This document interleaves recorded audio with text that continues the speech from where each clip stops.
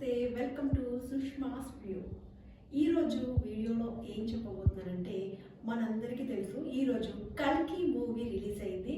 అంటే కల్కి మూవీ ప్రభాస్ గారు ఫ్యాన్స్ అందరూ కూడా చాలా హై ఎక్స్పెక్టేషన్స్ పెట్టుకుని వెళ్తూ ఉంటారు. కానీ ఈరోజు నేను మూవీ చూసినప్పుడు ఒక ప్రభాస్ గారి ఫ్యాన్స్ కోసమే మూవీ కాదు, ఎవరికైనా ఈ మూవీ నచ్చుతుంది.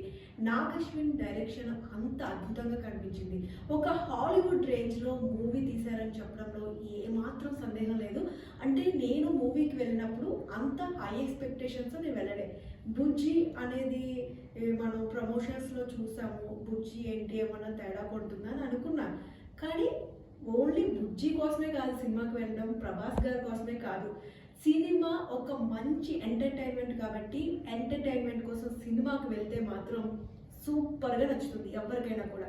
అదే కనుక ప్రభాస్ ఫ్యాన్స్ ప్రభాస్ని ఎక్కువగా చూడాలనుకునే వారికి నచ్చుద్దో లేదో నాకంటే అంత ఐడియా లేదు. కానీ ఒక వ్యూవర్గా ఒక ఎంటర్టైన్మెంట్ పొందాలి అనుకుంటే మాత్రం కల్కి మూవీ ఖచ్చితంగా చూడాలి. అంత అద్భుతంగా ఉంది. అంటే స్టార్టింగ్ నుంచి కూడా ఎక్కడ బోర్ అనేది కొట్టలేదు. ఇంకా ఇంటర్వెల్ తర్వాత ఇంకా సినిమా అలా వెళ్ళిపోయిందనమాట. అయితే ప్రభాస్ గారి ఫ్యాన్స్ అయితే కొంచెం ప్రభాస్ గారు తక్కువ కనిపించారు అని చెప్పి కొంచెం ఫీల్ అయితే అయ్యి ఉండొచ్చు. కానీ ఓవరాల్గా ఒక సినిమా చూడాలి, ఒక మంచి ఎంటర్టైన్మెంట్ పొందాలి. కల్కి సినిమాలో విఎఫ్ఎక్స్ అయితే అదిరిపోయింది. 3 hours కూడా ఎక్కడ ఇంత కూడా బోర్ అనిపించలేదు. కొంతమందికి కొన్ని సినిమాలు నచ్చుతాయి, కొన్ని సినిమాలు నచ్చవు. కానీ ఈ సినిమా ఎవరికైనా నచ్చుతుంది. కాకపోతే ప్రభాస్ గారి మీద హై ఎక్స్పెక్టేషన్స్తో మాత్రం వెళ్ళదు. ఒక హాలీవుడ్ రేంజ్లో చాలా బాగా సినిమా అయితే తీశారు. నాకైతే మూవీ పరంగా చూసుకుంటే ఆ 3 hours కూడా నాకు చాలా బాగా నచ్చింది. అయితే నేను సినిమా చూస్తున్నప్పుడు నాకు ఇటుపక్క కూర్చున్న వాళ్ళకి బాగా నచ్చింది, ఇటుపక్క కూర్చున్న వాళ్ళకి కొంచెం అర్థం కాలేదు. ఈ సినిమా అర్థం కావాలంటే ముందు మహాభారతం గురించి, కురుక్షేత్రం గురించి తెలియాల్సి ఉంటుంది. ఎందుకంటే లాస్ట్లో ఇచ్చిన ఎలివేషన్ కూడా చాలా బాగుంటుంది. అండ్ ప్రభాస్ క్యారెక్టర్ భైరవగా ఆయన కనిపిస్తారు, కానీ లాస్ట్కి వచ్చేసరికి ఆ ట్విస్ట్ చాలా బాగుంటుంది. ఇప్పుడు నేను చెప్పేస్తే మళ్ళీ మీరు సినిమా చూసినప్పుడు ఆ ట్విస్ట్ మిస్ అవుతారు.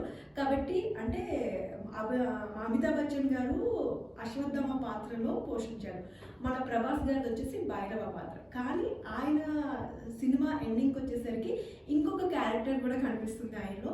కానీ క్లైమాక్స్ అయితే మాత్రం ఆ ట్విస్ట్ అయితే ఎవరు ఎక్స్పెక్ట్ చేయరు. అసలు అంత అద్భుతంగా ఉన్నాయి. సినిమా అంతా కూడా గ్రాఫిక్స్ కానీ విఎఫ్ఎక్స్ కానీ అసలు ఎక్కడ కూడా మిస్ అవ్వలేదు. ఓవరాల్గా నాగ్ అశ్విన్ డైరెక్షన్ అయితే మాత్రం చాలా బాగుంది.